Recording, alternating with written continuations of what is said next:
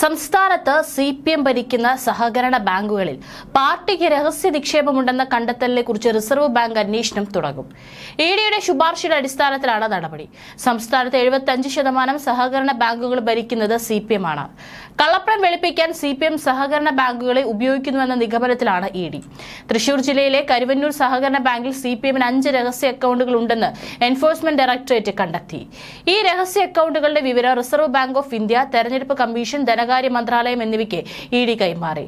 തൃശൂർ ജില്ലയിലെ വിവിധ സഹകരണ ബാങ്കുകളിലുള്ള പാർട്ടിയുടെ 25 അക്കൗണ്ട് വിവരങ്ങൾ CPMന്റെ വാർഷിക ഓഡിറ്റ് സ്റ്റേറ്റ്മെന്റിൽ വെളിപ്പെടുത്തിയിട്ടില്ലെന്നും തെരഞ്ഞെടുപ്പ് കമ്മീഷന് കൈമാറിയ കത്തിൽ ഇഡി ആരോപിച്ചിട്ടുണ്ട്. ജനുവരി 16-ന് തെരഞ്ഞെടുപ്പ് കമ്മീഷൻ അയച്ച കത്തിലാണ് കരുവന്നൂർ സഹകരണ ബാങ്കിൽ 5 രഹസ്യ അക്കൗണ്ടുകളെ സംബന്ധിച്ച് ഇഡി വിശദീകരിച്ചിരിക്കുന്നത്. നിയമവിരുദ്ധമായിട്ടാണ് ഈ അക്കൗണ്ടുകൾ ആരംഭിച്ചതെന്നാണ് ഇഡിയുടെ ആരോപണം.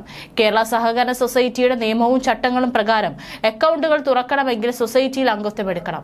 എന്നാൽ CPM കരുവന്നൂർ സൊസൈറ്റിയിൽ അംഗത്വം എടുത്തിട്ടില്ലെന്നാണ് ഇഡിയുടെ കണ്ടെത്തൽ. പാർട്ടി ഓഫീസുകൾക്ക് സ്ഥലം വാങ്ങാനും പാർട്ടി ഫണ്ട്, ലെവി എന്നിവ പിരിക്കാനുമാണ് ഈ അക്കൗണ്ടുകൾ ഉപയോഗിച്ചതെന്നാണ് ഇഡി കത്തിൽ ചൂണ്ടിക്കാട്ടിയിരിക്കുന്നത്. തൃശൂർ ജില്ലയിൽ മാത്രം 17 ഏരിയ കമ്മിറ്റികളുടെ പേരിൽ 25 അക്കൗണ്ടുകൾ വിവിധ സഹകരണ ബാങ്കുകളിൽ പാർട്ടിക്കുണ്ടെന്നാണ് ഇഡി പറയുന്നത്. എന്നാൽ ഈ അക്കൗണ്ടുകളുമായി ബന്ധപ്പെട്ട വിവരങ്ങൾ പാർട്ടിയുടെ 2023 മാർച്ചിൽ സമർപ്പിച്ച ഓഡിറ്റ് ചെയ്ത ബാലൻസ് ഷീറ്റിൽ കാണിച്ചിട്ടില്ല. പാർട്ടിയുടെ കേന്ദ്ര കമ്മിറ്റിയുടെയും സംസ്ഥാന കമ്മിറ്റിയുടെയും കണക്കുകൾ മാത്രമാണ് ബാലൻസ് ഷീറ്റിലുള്ളത്. കേന്ദ്ര തെരഞ്ഞെടുപ്പ് കമ്മീഷൻ പുറപ്പെടുവിച്ച മാർഗരേഖ പ്രകാരവും ജനപ്രാതിനിധ്യ നിയമത്തിൽ ചട്ടങ്ങൾ പ്രകാരവും പാർട്ടിയുടെ എല്ലാ അക്കൗണ്ടുകളും അതിലെ കണക്കുകളും വെളിപ്പെടുത്തേണ്ടതാണ്. സഹകരണ ബാങ്കുകളിലെ കണക്കുകൾ വെളിപ്പെടുത്താത്തത് മാർഗരേഖയുടെയും ചട്ടങ്ങളുടെയും ലംഘനമാണോ എന്ന് പരിശോധിക്കണമെന്നും ഇഡി തെരഞ്ഞെടുപ്പ് കമ്മീഷനോട് ആവശ്യപ്പെട്ടു.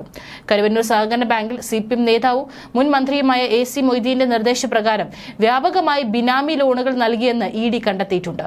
സാധാരണ പാർട്ടി അംഗങ്ങളുടെ വസ്തുക്കൾ ഈടുവെച്ച് അവർ അറിയാതെ പണം കൈമാറ്റം ചെയ്യും. ഓരോ വസ്തു ഈടുവെച്ച് വ്യത്യസ്ത ലോണുകളാണ് നൽകിയത്. അതുപോലെ വസ്തു വില പെരുപ്പിച്ചു കാണിച്ചാണ് ലോണുകൾ നൽകിയതെന്നും ഇഡി ആരോപിക്കുന്നു. കരുവന്നൂർ ബാങ്ക് അഴിമതി കേസിൽ CPM തൃശൂർ ജില്ലാ സെക്രട്ടറി MM വർഗീസിനെ എൻഫോഴ്സ്മെന്റ് ഡയറക്ടറേറ്റ് നോട്ടീസ് നൽകി. ബുധനാഴ്ച ഹാജരാകണമെന്നാണ് നിർദ്ദേശം. എന്നാൽ സമൻസ് കിട്ടിയിട്ടില്ലെന്ന് MM വർഗീസ് പ്രതികരിച്ചു. പാർട്ടിയുമായി ആലോചിച്ച ശേഷമേ ഹാജരാകുന്നതിൽ തീരുമാനമെടുക്കൂവെന്നും വർഗീസ് അറിയിച്ചു. സഹകരണ രംഗത്തെ ക്രമക്കേടുകൾ സംബന്ധിച്ച അന്വേഷണത്തിലൂടെ CPMന് കുരുക്ക് മുറുകുകയാണ് ഇഡി. അതാണ് ഇഡി ലക്ഷ്യമിടുന്നതെന്നാണ് ആക്ഷേപം. കരുവന്നൂർ ശക്തമായ നടപടി ഉണ്ടാകുമെന്ന് പ്രധാനമന്ത്രി നേരിട്ട് ഉറപ്പ് നൽകിയതിന് പിന്നാലെയാണ് ഇഡിയുടെ നിർണായക നീക്കങ്ങൾ സംബന്ധിച്ച വിവരങ്ങൾ പുറത്തുവരുന്നത്. മുൻ MP PK ബിജുവിലേക്ക് അന്വേഷണം നീങ്ങുകയാണ്. പ്രധാനമന്ത്രിയാണ് കേരളത്തിലെ സഹകരണ ബാങ്കുകളിലെ CPM അഴിമതി അന്വേഷിക്കുന്നത്. കേന്ദ്ര ആഭ്യന്തരമന്ത്രി അമിത്ഷാ ഇത് സംബന്ധിച്ച എല്ലാ വിവരങ്ങളും പ്രധാനമന്ത്രിക്ക് നൽകുന്നുണ്ട്. കരുവന്നൂരിന്റെ പശ്ചാത്തലത്തിൽ CPMന് കുരുക്ക് മുറുക്കാൻ ഇതിനും വലിയൊരു അവസരമില്ലെന്നാണ് കേന്ദ്ര സർക്കാർ കണക്കുകൂട്ടുന്നത്. കരുവന്നൂരിലൂടെ കേരളത്തിലെ സഹകരണ മേഖലയിലേക്ക് പറന്നിറങ്ങുക എന്നതാണ് അമിത്ഷായ്ക്ക് കേരളത്തിലെ CPMന്റെ കളികൾ വ്യക്തമായി അറിയാം. കഴിഞ്ഞ കുറേ വർഷങ്ങളായി സഹകരണ ബാങ്ക് ഉപയോഗിച്ചാണ് CPM മുന്നോട്ട് പോകുന്നത്. ദേശാഭിമാനിക്ക് വേണ്ടി വായ്പയെടുത്ത് അടയ്ക്കാതിരിക്കുന്നത് ഉൾപ്പെടെ നിരവധി ക്രമക്കേടുകൾ CPM നടത്തുന്നുണ്ട്.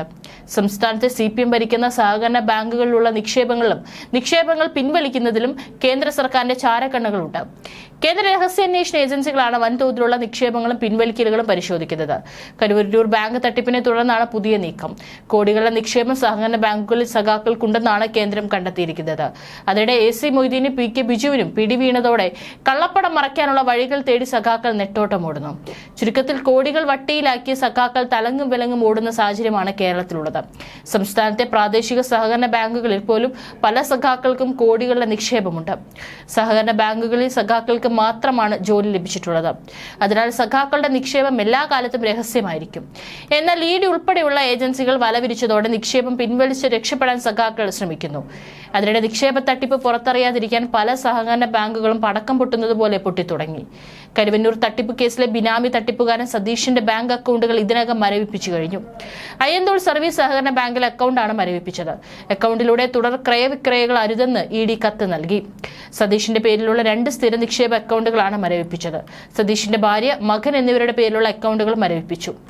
കരുവന്നൂർ തട്ടിപ്പ് അന്വേഷിച്ച് CPM കമ്മീഷൻ അംഗം PK ഷാജന്റെ ഭാര്യ അയ്യന്തോൾ ബാങ്കിൽ ജീവനക്കാരിയാണ്. അങ്ങനെ അയ്യന്തോൾ ബാങ്കും ചിത്രത്തിലെത്തിക്കഴിഞ്ഞു. കരുവന്നൂർ ബാങ്ക് തട്ടിപ്പിലെ കള്ളപ്പണ ഇടപാടിൽ കൂടുതൽ നടപടികളിലേക്ക് നീങ്ങുകയാണ് ED.